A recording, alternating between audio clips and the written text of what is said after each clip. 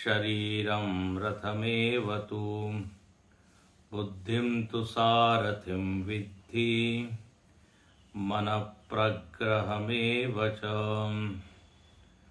इन्द्रियाणि हयानाहुः विषयांस्तेषु गोचरान् आत्मेन्द्रियमनोयुक्तं भोक्तेत्याहुर्मनीषिणः। फिर से पढ़ेंगे इस मंत्र को। इंद्रियाणि हयानाहुः विषयांस्तेषु गोचरान् आत्मेन्द्रियमनोयुक्तं भोक्तेत्याहुर्मनीषिणः।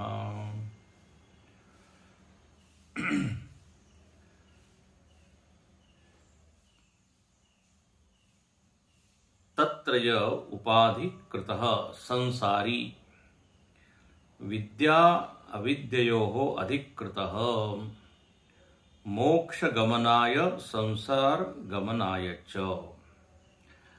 कल हम लोगों ने इस रथ रूपक के ऊपर चिंतन किया। भाष्यकार यहाँ कहते हैं कि चाहे आपको संसार की ओर जाना हो या मोक्ष की ओर, साधन हमारे पास एक ही है। मतलब संसार को प्राप्त करने के लिए दूसरा साधन और अध्यात्म के मार्ग में चलने के लिए दूसरा साधन। बोले ऐसी कोई चॉइस हमारे पास नहीं है। जो लोग संसारी हुए हैं उनके पास भी शरीर, मन, बुद्धि, इंद्रियां यही है। और जो लोग मुक्त हुए हैं, जिन्होंने मुक्ति को प्राप्त किया है, मत समझना कि उनके पास कोई विशेष उपकरण भगवान ने दिया हो। वही है। और अनादिकाल से जैसा ये शरीर काम कर रहा है वैसा ही आज भी कर रहा है। आंखें देख रही है, पहले भी देखती थी, आज भी देख रही है। कान सुनते हैं तो पहले भी वही काम करते थे। एक संत कहते थे कोई नया मॉडल नहीं आया है, मॉडल इज सेम। कार में, स्कूटर में, उसमें तो नया मॉडल आता है, लेकिन ये भगवान ने जो बनाया हुआ मॉडल है सेम है। सारे उपकरण वही काम करते हैं जो पहले से करते आ रहे हैं। तो सबको ये रथ मिला हुआ है और इस रथ में हम बैठे हुए हैं। रथ में जो है रथी बैठता है, रथी ही यात्रा करता है। पूरे रथ का प्रयोजन रथी होता है, ध्यान रखना। किसके लिए यात्रा हो रही है, किसके लिए घोड़े भाग रहे हैं, किसके लिए सारथी रथ को चला रहा है? रथी को पहुंचाने के लिए। तो यहां पर कहते हैं आत्मानम रथिनम। ये जो संसारी जीव है यही रथी है, यही यात्रा कर रहा है। जीव कौन है? यात्री है। और देखिए सबकी यात्रा अलग अलग है। सारे जीवों को अलग अलग रथ मिला हुआ है। आपको दूसरे के रथ से न तो कुछ ईर्ष्या हो, न उसमें कोई स्पर्धा हो, क्योंकि उससे कुछ लाभ होने वाला नहीं है। सबको अपने रथ के साथ ही चलना है, अपने रथ में ही बैठना है। कोई व्यक्ति ट्रेन में बैठा हो, कई बार होता है प्लेटफॉर्म पर ट्रेन खड़ी हुई है, दूसरी ट्रेन आती है, निकल जाती है, हमको बड़ी ईर्ष्या होती कि बताइए हमको साइड में डाल दिया है और ये राजधानी को तो निकाल दिया और हम ऐसे ही पड़े हुए हैं। तो अब चाहे जो भी हो, लेकिन अब बैठना तो उसी ट्रेन में है ना, वो कहीं और ही दिशा में जा रही है, वो फास्ट जा रही है, इसलिए हम उसमें बैठ जाए ये तो कोई विवेक नहीं है। हमारा रथ ही हमको अपने गंतव्य में ले जा सकता है। हाँ, कोई दूसरे का जीवन है या दूसरे की जो यात्रा है, उससे हम प्रेरणा जरूर ले सकते हैं। कोई संत है, कोई महात्मा है, उसकी यात्रा को देखकर हम अपनी यात्रा में सुधार ला सकते हैं। वो एक प्रेरक का काम जरूर कर सकती है, लेकिन उसकी यात्रा से हमको न कोई लाभ होगा, न हानि होगी, न हमारी यात्रा से उसको कोई लाभ और हानि होगा। सब अपने अपने ढंग से, अपने रथ के अनुसार, रथ का उपयोग करके यात्रा कर रहे हैं। अब यहां पर कहते हैं कि ये रथी आत्मा है, शरीर रथ है, बुद्धि सारथी है और मन लगाम है, इंद्रियां घोड़े हैं। 5-6 चीजें हो गई। रथ, रथी, सारथी, लगाम और घोड़े, ये 5 चीजें हैं।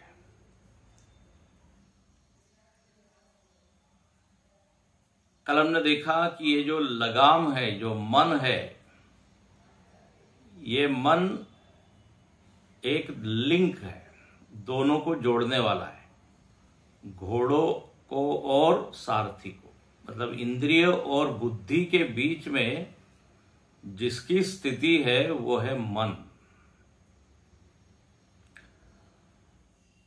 और मन यदि सारथी के हाथ में है, बुद्धि के हाथ में है,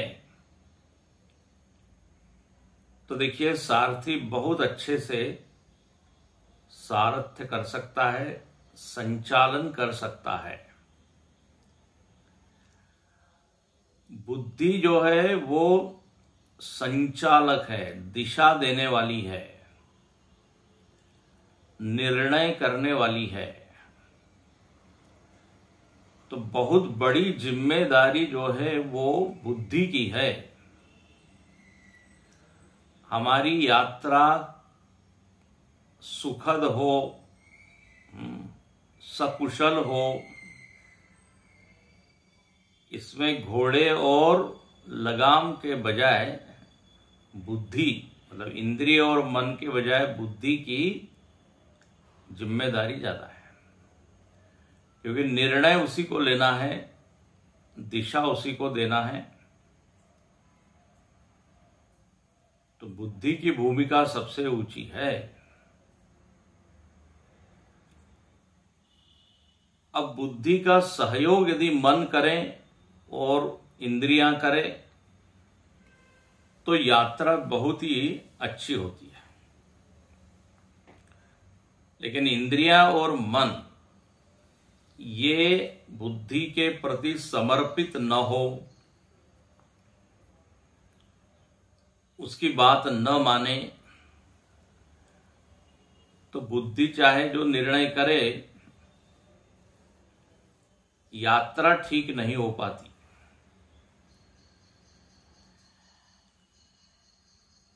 घर में जैसे हमने कहा था कल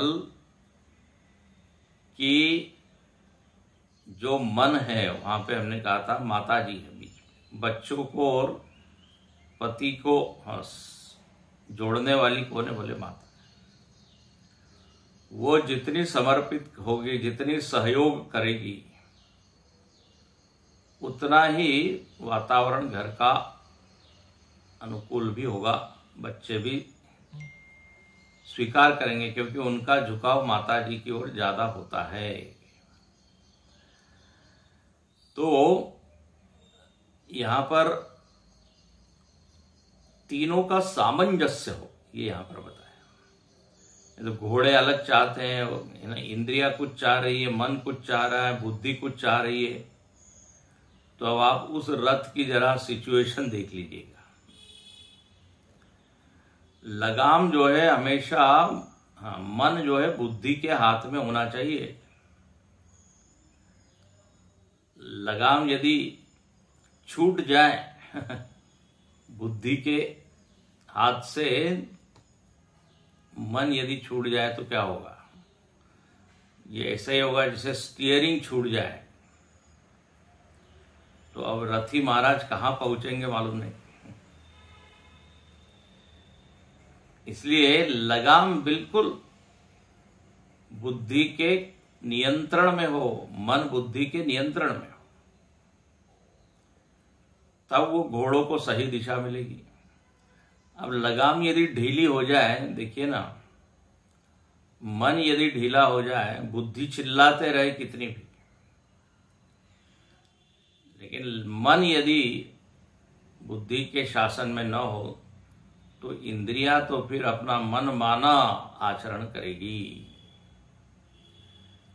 ये बड़ा मजेदार है, जितना विश्लेषण आप करेंगे उतना मजा आएगा, क्योंकि ये बिल्कुल अपने भीतर की चीजें हैं, अनुभव की बातें हैं। इसमें कोई कल्पना नहीं करनी है, ये वास्तविकता है। यहां पर अपने ही व्यक्तित्व का चिंतन हो रहा है एक विशेष ढंग से। यहां शरीर को शरीर नहीं कहा, रथ कहा। देखिए ना, जीवात्मा को जीवात्मा नहीं कहा, रथी कहा। इंद्रियों को इंद्रियों नहीं कहा, उसके एक विशिष्ट ढंग से उसको समझाया। बोले घोड़े हैं, खींचने वाले हैं, इंद्रियां खींचती है ना। आंख ने जहां देखा नहीं कुछ कि चल पड़ा रथ, कान ने कुछ सुना नहीं कि चल पड़ा। तो बिल्कुल ये इसलिए कल आया था कि रथबद्ध हयस्थान ही आकृष्यमाण। अब मन और बुद्धि इन दोनों का सामंजस्य हो, मतलब मन को ये समझ में आ जाना चाहिए कि बुद्धि हमारे हित के लिए काम कर रही है। देखो, साधक को कहीं ना कहीं अपने मन को ये समझाना पड़ेगा कि मन की बेहतर स्थिति तो तभी है जब वो अपना मनमाना आचरण छोड़ के बुद्धि के निर्णय को स्वीकार करे, बुद्धि के ऊपर दबाव न डाले। प्राय ये जो मन है ये विचार तो करता नहीं है, बस बोले हमको अच्छा लग रहा है इसलिए हमको चाहिए। ये मन का स्वभाव है, वो नुकसान देने वाला है कि लाभकारी, इसके बजाय हमको अच्छा लगता है बस। तो अच्छे लगने के कारण वो बुद्धि को बार बार प्रेशराइज करता है कि आपको ये निर्णय लेना है, हमको ये खाना है, यहां चलना है, ये देखना है। मन के आग्रह से बुद्धि बेचारी परेशान हो जाती है, आक्रांत होती है ये मन के नई नई डिमांड से। मन में है राग, द्वेष, आग्रह, दुराग्रह, पसंद नापसंद। मन ये थोड़ी देखता है कि इधर गड्ढा है कि इधर कुआं है, बोले बस हमको चलना है। तो साधक को मन को इस तरह कुछ संभालना पड़ेगा कि उसको ये समझाना पड़ेगा कि भाई राग द्वेष को आप छोड़िए, जो सत्य है उसका पक्ष लीजिए। तयोर्न वशमागच्छे तौ यस्य परिपन्थिनौ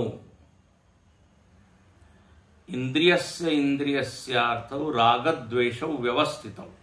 इंद्रियस्य इंद्रियस्यार्थे, बोले ये इंद्रियों के विषय बड़े लुभावने हैं, आकर्षक है, इसमें राग द्वेष करके तुम परेशान हो जाओगे। मनीराम, तुम अपनी शांति को खो बैठोगे। भगवान कृष्ण साधक को सलाह देते हैं कि इस तरह से मन को प्रशिक्षित करना पड़ेगा। देखो, मन को चाहिए रस या आनंद या तृप्ति, मन को चाहिए उन्नति, मन को मन चाहता है कि हम ऊंचे ऊंचे जाएं, हमारा उद्धार हो, लिफ्ट हम हो जाए ना, लिफ्ट करा दे, वही है ना। तो भगवान से हम प्रार्थना करते रहते हैं कि हमारे मन में अच्छे विचार हो, ये बोलते हैं ना प्रार्थना करते। मतलब क्या है? मन जो है वो उसका स्तर ऊंचा हो जाए। तो बोले ये तभी हो सकता है जब आप बुद्धि की बात सुनते रहें। अभी मैं बुद्धि पर ज्यादा आ नहीं रहा हूं, अभी मन पर ही हम फोकस कर रहे हैं, क्योंकि बुद्धि जो है वो निर्णय हम यही मान के चल रहे हैं कि सही लेती है। अब बुद्धि भी अलग अलग टाइप की है, वो सारथी में भी कभी कभी गड़बड़ हो जाता है, लेकिन अभी हम ये मान के चल रहे हैं कि सारथी सही निर्णय देगा। इसलिए रामायण में आया है, ईश भजन सारथी सुजाना। ऐसी बुद्धि बढ़िया वाला सारथी है। कौन सी बुद्धि? कहते सुजान, सुजान सारथी। बहुत सुंदर वर्णन है। जिस बुद्धि में भजन हो, जो बुद्धि संस्कारित हो, जो बुद्धि विचार करने वाली हो, विवेक संपन्न हो, बोले वो सारथी सुजान है। और फिर उसके अधीन यदि मन रहेगा तब तो यात्रा बड़ी आराम से चलेगी। नहीं तो ये मनीराम जो है हमेशा बुद्धि का विरोध ही करते रहते हैं। ये मन मानो कि जैसे होता है ना राजनीति में, विपक्ष की पार्टी में ही बैठा रहता है। जो निर्णय बुद्धि लेती है, मन उसका विरोध ही कर देता है। विपक्ष की लीडर बना हुआ है ये मन। बुद्धि कहती है चलो अब ध्यान का समय है, थोड़ा जप करो। मन कहता है अभी क्या जल्दी है, अभी दूसरी प्रायोरिटीज ज्यादा है। ये मन जो है बड़ा ऐसे प्रस्ताव लाता है सामने, बोले नहीं, ध्यान के बजाय पहले घूमना ज्यादा आवश्यक है। ऐसे ऐसे तर्क देता है।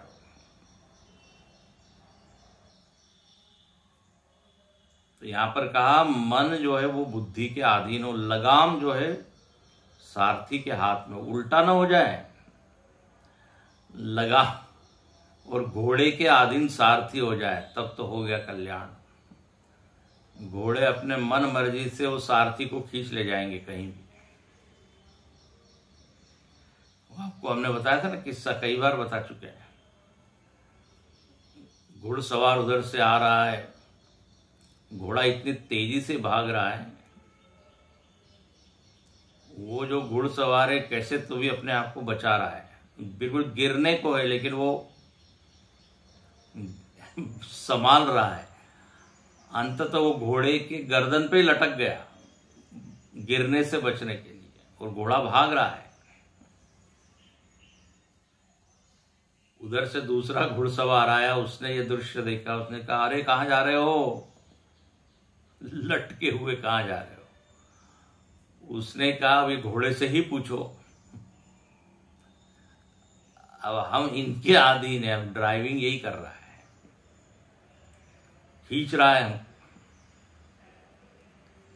तो जहां लगाम ढीली हो गई बस दुर्घटना तो पक्की है। इसलिए मन को ये समझ लेना चाहिए कि उसका हित बुद्धि के शासन में है। अच्छा, ये बुद्धि की जिम्मेदारी है कि मन को टेस्ट करा दे, मन को स्वाद चखाएं संयम का, शांति का। देखो ये अगला पॉइंट है, बुद्धि की जिम्मेदारी है।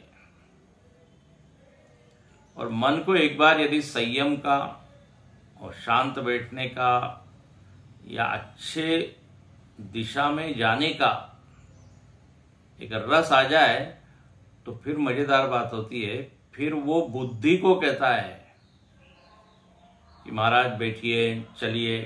अब अच्छे निर्णय लेने के लिए वो प्रेशराइज करता है। और जब ऐसा हो जाता है ना तो बुद्धि को बड़ा आराम मिलता है, अरे सुधर गया हमारा मन।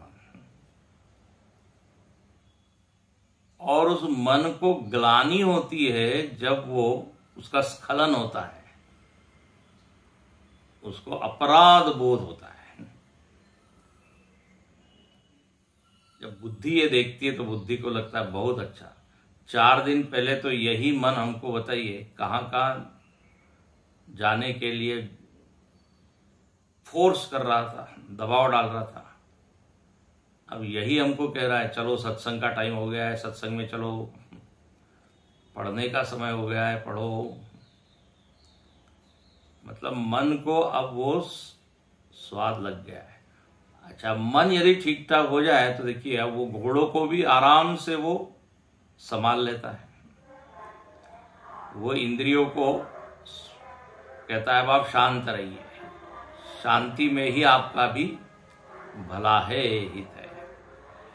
इस तरह देखिए ये रथ के जितने घटक हैं, जितने कारक हैं, वो सब एक दूसरे को सहयोग करने लगते हैं।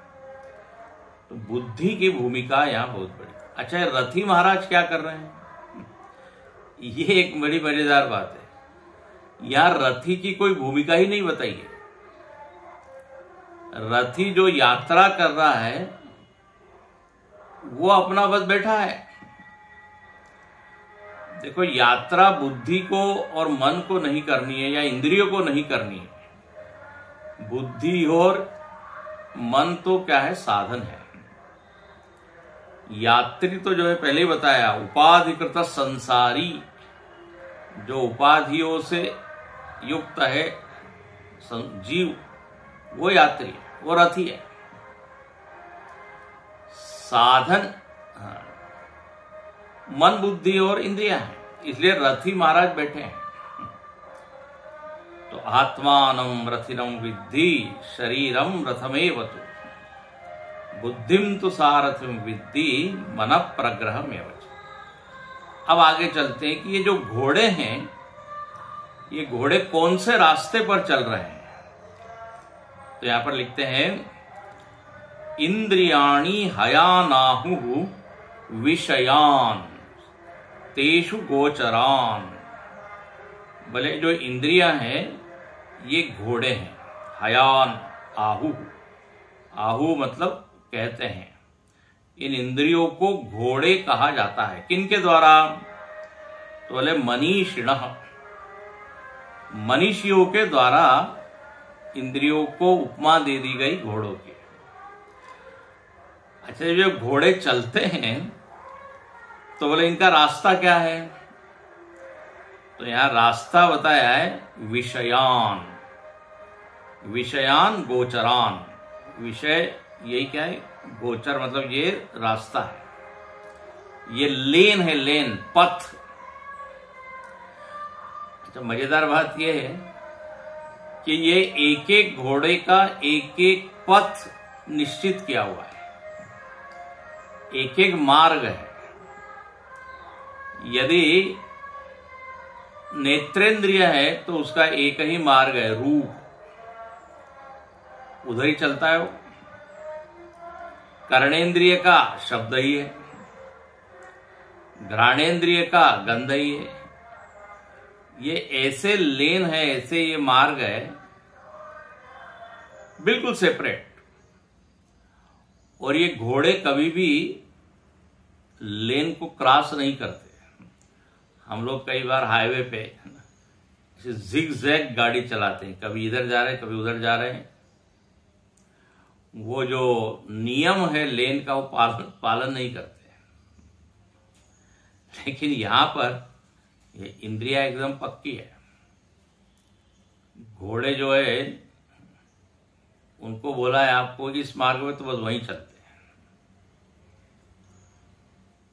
नेत्र को कहा है रूप देखना है, तो बस रूप ही। तो इंद्रियाणी हयानाहु विषयांस्तेषु गोचर। देखो, ये हमने 5 चीजें अभी बताई। छठी चीज ये विषय है, पथ है। रथ, रथी, सारथी, लगाम, घोड़े, ये 5 चीजें तो अपने पास की है। और जो मार्ग है, छठी जो चीजें विषय है, वो अपने से इतर है। उसको कहते हैं जग, जगत, दुनिया। अब यहां चूंकि ये रथ का प्रसंग चल रहा है, तो जग को क्या बोल दिया? बोलो मानो कि ये 5 रास्ते हैं, 5 मार्ग है। विषय मतलब 5 मार्गों वाला बस एक बड़ा शहर। एक लेन शब्द की, एक स्पर्श की, रूप की, रस की, गंध की। और इसमें ये अपना रथ चल रहा है। अच्छा, फिर क्या लिखते हैं? आत्मेन्द्रिय मनोयुक्तम भोक्ता इत्याहुर मनीषा। अब यहां पे कहते हैं कि जो रथी है, उस रथी का वर्णन अलग ढंग से यहां किया गया। ध्यान से सुनना। पीछे बताया था आत्मानम रथिनम विद्धि, जीवात्मा को रथी बोल दिया था। अब उस जीवात्मा का ही वर्णन यहां अलग ढंग से किया जाता है। बोले ये जो रथी महाराज है, ये कौन है? आत्मा इंद्रिय मन युक्तम, ये हो गए जीव। यहां आत्मा, इंद्रिय, मन, इन तीनों के एकत्र रूप को जीव बोला है, और वो उसको बोला है भोक्ता। अच्छा, और यहां पे ध्यान से सुनना, आत्मा का अर्थ शरीर है। आत्मा का अर्थ आत्मा नहीं है, प्लीज नोट इट। शरीर, इंद्रिय, मन, ये तीनों से मिलकर क्या बनता है? भोक्ता, जीव, जीवात्मा। बोले किसने कहा है? आहु मनीषिणा, मनीषी लोग कहते हैं। तब देखिए, भाष्यकार ने इसका बड़ा अच्छे से वर्णन किया है इस मंत्र के ऊपर। हाँ, ऐसे नवीन विचार दिए थोड़े। कहते हैं देखिए, इंद्रियाणी, इंद्रियाणी मतलब क्या? चक्षुरादीनी, चक्षु आदि जो इंद्रियां हैं वो क्या है? हयान, घोड़े हैं। आहुहु, ये कहा गया है, ये घोड़े हैं। बोले किसने कहा? किसने कहा? कोई चलते फिरते आदमी ने कहा? बोले नहीं, रथ कल्पना कुशलाहा। देखिए, एक एक शब्द एकदम मोती की तरह है। बोले जो रथ की कल्पना में कुशल लोग हैं ना, मनीषी, ऋषि, ध्यान किया उन्होंने और एक ऐसी कल्पना की कि ये रथ है, और रथ के जैसी समानता इसमें उनको दिखाई दी। तो बोले जो कुशल है, गुड इन इमेजिनिंग, जो कल्पना करने में कुशल है, तो ऐसे विवेकी बुद्धिमान मनुष्यों ने इंद्रियों को घोड़े कहा। और क्यों घोड़े कहा, फिर भाष्यकार यहां बताते हैं। कुछ समानता होनी चाहिए, साम्यता होनी चाहिए। तो शरीर रथ आकर्षण सामान्यात, ये इंद्रियों को घोड़े इसलिए कहा क्योंकि आकर्षण सामर्थ्य, आकर्षण मतलब खींचना, आकर्षण वाला अट्रैक्शन नहीं, यहां पर कर्षण, खींचना। तो घोड़े भी खींचते हैं, इंद्रियां भी खींचती हैं। तेषु इंद्रियेषु हयत्वेन परिकल्पितेषु, कल्पना की गई कि ये इंद्रियां घोड़े हैं। अच्छा, अब जब घोड़े हैं तो मार्ग भी चाहिए, किसके ऊपर चल रहे हैं? तो बोले गोचरान, गोचरान मार्गान। देखिए, गो मतलब होता है इंद्रियां और चर मतलब होता है चलना। तो गोचर मतलब विषय, जिनके ऊपर ये इंद्रियां चलती है। गोचर जहां लगी मन जाई, सो सब माया जानेहु भाई। तुलसीदास जी ने बिल्कुल यही शब्द का प्रयोग किया है। बोले इंद्रिय और इंद्रियों के विषय, बस यही माया है। माया का जो वर्णन उन्होंने किया है, इंद्रिय और इंद्रियों के विषय, गोचर। तो यहां पर कहते हैं गोचरान मार्गान, विषयान विद्धि, रूपादीन विषयान विद्धि। ये रूपादि, रूप रस गंध इत्यादि, तो ये तो हो गए क्या, मार्ग। अच्छा, अब आइए, ये महाराज जो चल रहे हैं इसमें, इनके क्या हालचाल हैं, इनका परिचय कराइए। तो आत्मेंद्रिय मनोयुक्तम, अब ये श्रुति का शब्द है, आत्मेंद्रिय मनोयुक्तम। इसके ऊपर भाष्यकार क्या भाष्य लिखते हैं? शरीर इंद्रिय मनोभि सहितम। तो देखिए, आत्मा का अर्थ क्या कर दिया, शरीर, और इंद्रिय का इंद्रिय रखा, मनोयुक्तम का कर दिया मनोभि सहितम। तो ये तीन चीजें जिसमें हैं, उसी को रथी कहा गया है। शरीर इंद्रिय मनोभि सहितम संयुक्तम आत्मानम, जिसको पीछे आत्मा कहा था, आत्मानम रथिनम विद्धि। तो बोले ये आत्मा जो है, जो रथी है, वो तीन चीजों से मिलके बना है, और इसको बोल दिया भोक्ता। भोक्ता इति संसारी। देखो, अब आप पीछे के मंत्र को और इस मंत्र को मिला लीजिए। पीछे के मंत्र में आत्मा, और यहां शंकराचार्य जी ने पहले ही कर दिया था, पिछले मंत्र में ही आत्मा का अर्थ संसारी किया था। अब यहां पे स्वयं श्रुति कहती है कि ये जो भोक्ता है ना, यही संसारी है। जीवात्मा का नाम ही भोक्ता है, संसारी है, और इसमें ये तीनों चीजें हैं। भोक्ता इति संसारी इति आहु मनीषिणः विवेकिनः। मनीषी का अर्थ क्या किया, विवेकी। आहु मनीषिणः, ये आखिरी टुकड़ा है, तो मनीषिणः मतलब विवेकी। तो विवेकी लोग ये जीवात्मा को कह देते हैं भोक्ता। अब देखिए, ये यहां पर विचार करने वाली बात है। ये शुद्ध आत्मा या शुद्ध चैतन्य, वो भोक्ता नहीं है। भोक्ता जब ये उपाधियों से युक्त हो जाता है, आत्मा मतलब जो मुख्य आत्मा चैतन्य सच्चित जिसको हम कहते हैं, वो जब इंद्रिय मन बुद्धि से युक्त हो जाता है, तो एक नया उसका नाम आ जाता है भोक्ता। गीता के 13वें अध्याय में भी भगवान कृष्ण ने बात कही, पुरुष प्रकृतिस्थो ही भुंक्ते प्रकृति जान गुणान। आपने यदि पढ़ा हो तो आपको याद आया होगा। ये जो पुरुष है, जो आत्मा है, यही जब प्रकृतिस्थ हो जाता है, प्रकृतिस्थ मतलब यहां पे शरीर प्लस इंद्रिय प्लस मन, इन सबसे युक्त, यही प्रकृति है। प्रकृति से ही तो ये सब बने हुए हैं ना, शरीर मन इंद्रिय। प्रकृति मतलब त्रिगुणात्मक प्रकृति। हाँ, प्रकृति मतलब नेचर नहीं, शास्त्रीय शब्द है। यही एक, देखिए, इसीलिए परंपरा से पढ़ने का एक विशेष महत्व है। अब एक वाक्य हमने बोला, प्रकृति से शरीर मन बुद्धि बने हुए हैं। अब लोग प्रकृति का अर्थ क्या ले लेते हैं? नदी पहाड़ पेड़ पौधे, वो नहीं है। प्रकृति का अर्थ है त्रिगुण माया। तो इनसे ही ये सब उपाधियां निर्मित है। तो पुरुष प्रकृतिस्थो ही, जब ये पुरुष, अब पुरुष मतलब स्त्री पुरुष नहीं,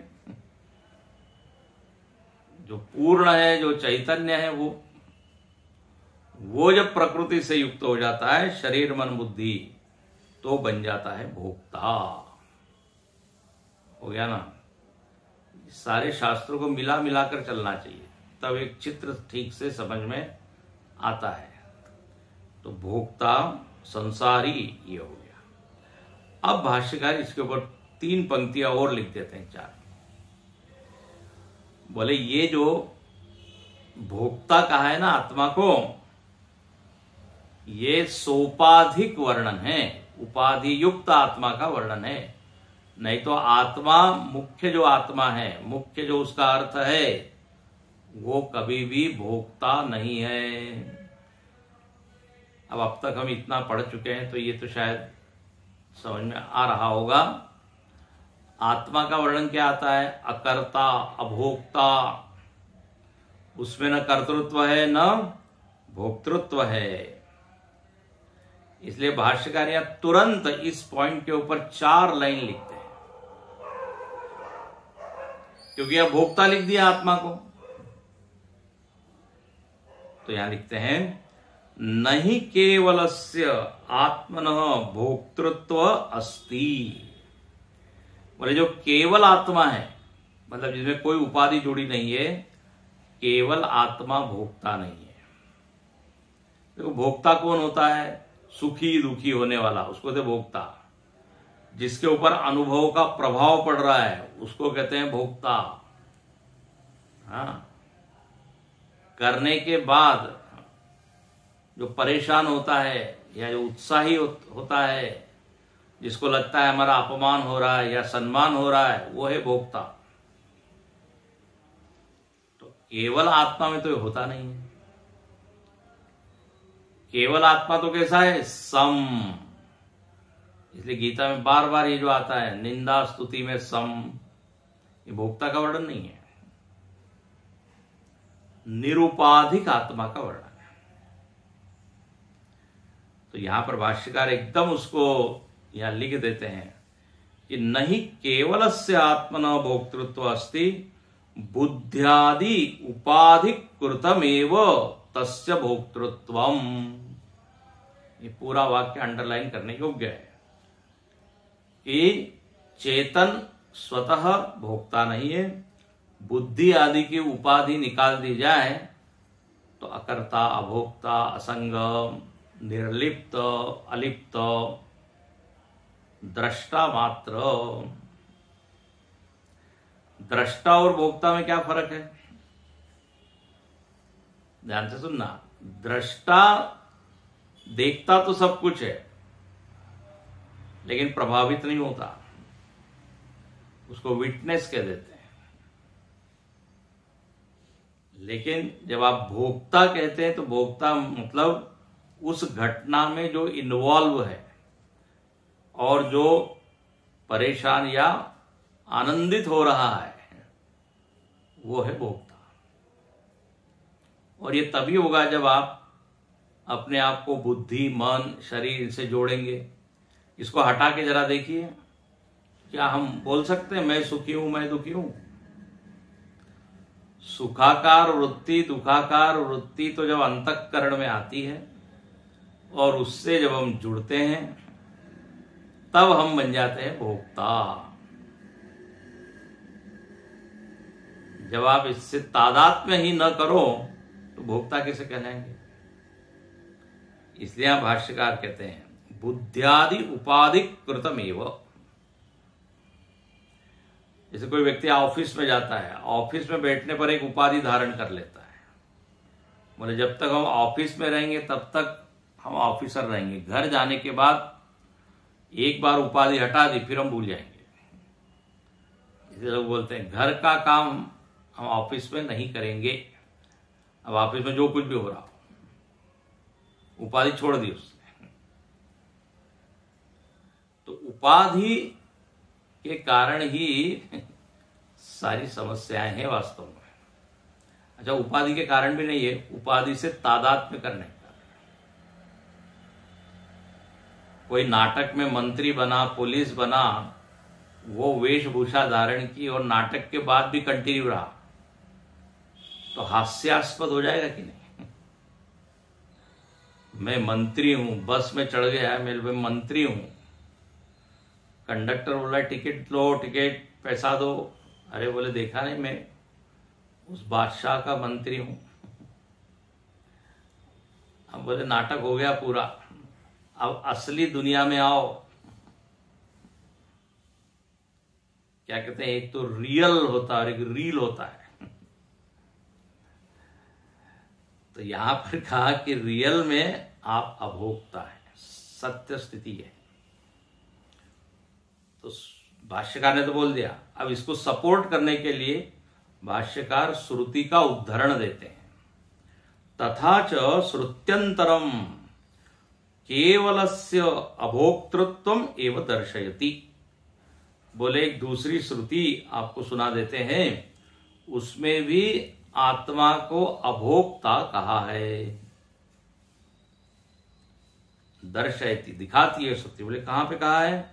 बोले बृहदारण्यक उपनिषद की श्रुति में वर्णन आया है आत्मा का। ध्यायति इव लेलायति इव, ये बड़ी प्रसिद्ध श्रुति है। ध्यायति इव ये ऐसा है, मतलब कोई व्यक्ति ध्यान करने बैठा है तो दूसरा व्यक्ति कह रहा है देखो ये ध्यान कर रहा है। तो जो ज्ञानी होगा ना वो कह रहा है ध्यान नहीं कर रहा है, मानो कि ध्यान कर रहा है। मतलब क्या? ध्यायति इव मतलब ऐसा है कि ये जो मूल में तो ये आत्मा है, चेतन है, और चेतन न तो चंचल होता है न ध्यान करता है, चेतन चेतन है। वो तो उसका मन ध्यान वृत्ति से युक्त हो गया है, समाहित हो गया है, इसलिए हम कहते हैं ये ध्याता बैठा हुआ है, मेडिटेटर। बट वास्तव में यदि इसका स्वरूप देखें तो आत्मा थोड़ी ध्यान करती है। ध्यायति इव, आत्मा में कोई क्रिया नहीं है, ये बताना चाह रहे हैं। न ध्यान की क्रिया है न विक्षेप की क्रिया है। तो इसलिए उपनिषद साफ कहती है कि आप कितने भी चंचल हो जाओ तो भी आप चंचल नहीं है। इसलिए लिखते हैं ध्यायति इव लीलायति इव, मानो कि आत्मा हिल रहा है, आत्मा हिलता नहीं है। मन चंचल होता है, चंचल मन में हमने अपने आप को बिठा दिया तो हम भी चंचल हो गए। चलती हुई नाव में हम बैठ गए तो हम भी ऊपर नीचे हो रहे हैं। लेकिन जो किनारे पे बैठा है वो ऊपर नीचे होने वाली नाव को केवल देखता है। तो यहां पर यही कहा कि ये उपाधियां हिलने वाली है, शांत होने वाली है, आत्मा नहीं। तो केवलस्य, आत्मा जो केवल आत्मा है वो अभोक्ता है। तो ध्यायति इव लीलायति इव इत्यादि। और अब कहते हैं अंत में एवं च सती, जब इस प्रकार की स्थिति है, एवं च सती वक्षमाण रथ कल्पना वैष्णवस्य पदस्य आत्मतया प्रतिपत्ति उपपद्यते। उपपद्यते मतलब उचित ही है। ये आपको यदि ठीक ठीक से समझना है तो ये मानना पड़ेगा कि ये जो रथ की कल्पना कही गई है, बताई गई है, इसमें जो रथी बताया है ना, रथी, ये रथी वास्तव में कैसा है? आत्म तत्व है। उसका मूल स्वरूप देखें तो अभोक्ता अकर्ता है, और वो जब तक आप जानेंगे नहीं तब तक वैष्णव पद की प्राप्ति होगी नहीं। क्या लिखा है यहां? वैष्णव पदस्य आत्मतया प्रतिपत्ति, मतलब वैष्णव पद की आपको आत्म रूप से अनुभूति यदि करनी है तो ये समझना पड़ेगा कि आत्मा जो है वो प्रकृति के गुणों से मुक्त है। यहां लिखा जरूर है आत्मेन्द्रिय मनोयुक्तम भोक्ता इति आहुर मनीषिण, लेकिन बोले ये एक प्रसंग के अनुसार अर्थ है। न केवलस्य आत्मन भोक्तृत्व विद्यते। इंद्रिय मन बुद्धि को हटा दो तो आप भोक्ता नहीं है। इसलिए लिखते हैं आत्मतया प्रतिपत्ति उपपद्यते न अन्यथा। और किसी ढंग से यदि आपने मान लिया आत्मा को तो आपने तो श्रुति के विरुद्ध मान लिया। आपने आत्मा को कर्ता भोक्ता सुखी दुखी सब मान लिया और वास्तव में इन उपाधियों से उसको जोड़ दिया। वास्तव में इव नहीं, वास्तव में उसके साथ जोड़ लिया तो श्रुति का तो विरोध हो गया, और श्रुति प्रमाण है। और फिर आप बन गए कर्ता भोक्ता, तब तो फिर यदि भोक्ता बन गए तो भोग्य चाहिए, भोग्य पदार्थ। बिना भोग्य के भोक्ता तो परेशान हो जाएगा। अच्छा, भोग चाहिए तो उसके लिए कर्म करना पड़ेगा, तो कर्म करना है तो कर्ता बनना पड़ेगा। और फिर कर्म करेंगे तो फिर वासनाएं भी बनेगी, संस्कार भी बनेंगे, तो फिर तो हम पूरी तरह संसारी ही हो जाएंगे। फिर मुक्ति की बात छोड़ दीजिए, वैष्णव पद की जो प्राप्ति है वो कभी नहीं होगी। इसलिए जो भोक्तृत्व है आत्मा में वो नैमित्तिक है, स्वाभाविक नहीं है। भाष्यकार अंतिम शब्द बड़ा अच्छा बोलते हैं, न अन्यथा स्वभाव अनतिक्रमात्। यदि हमने आत्मा को वास्तव में बना दिया भोक्ता तो फिर स्वभाव का तो कभी भी अतिक्रमण हो नहीं सकता।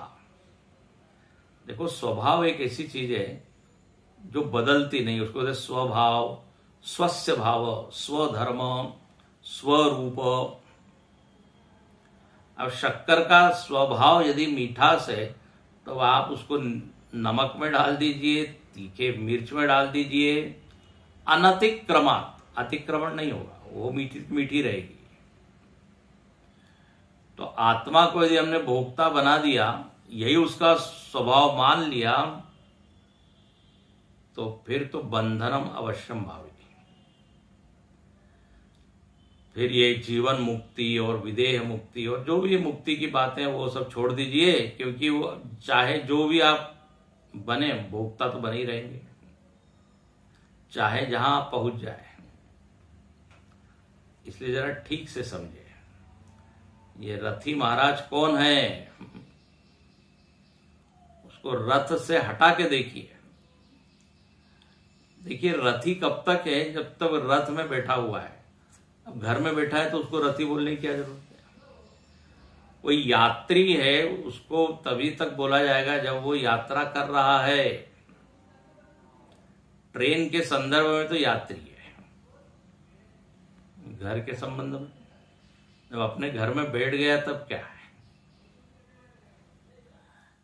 यहां पर भाष्यकार 4 पंक्ति लिख देते हैं इसी बात को समझाने के लिए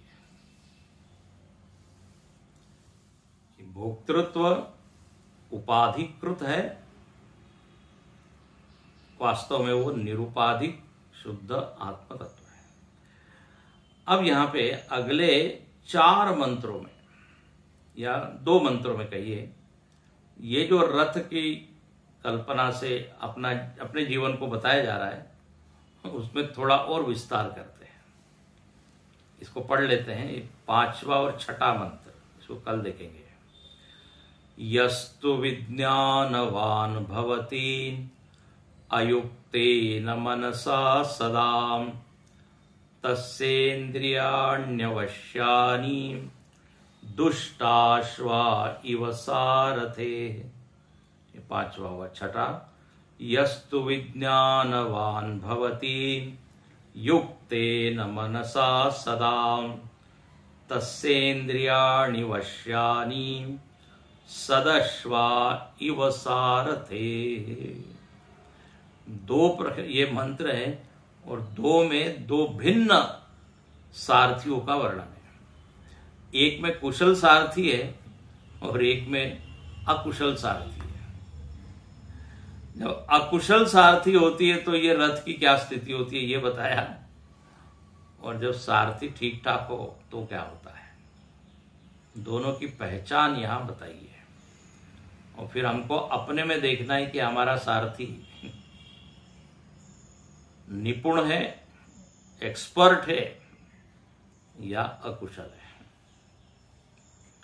ओम पूर्णमदः पूर्णमिदं पूर्णात् पूर्णमुदच्यते पूर्णस्य पूर्णमादाय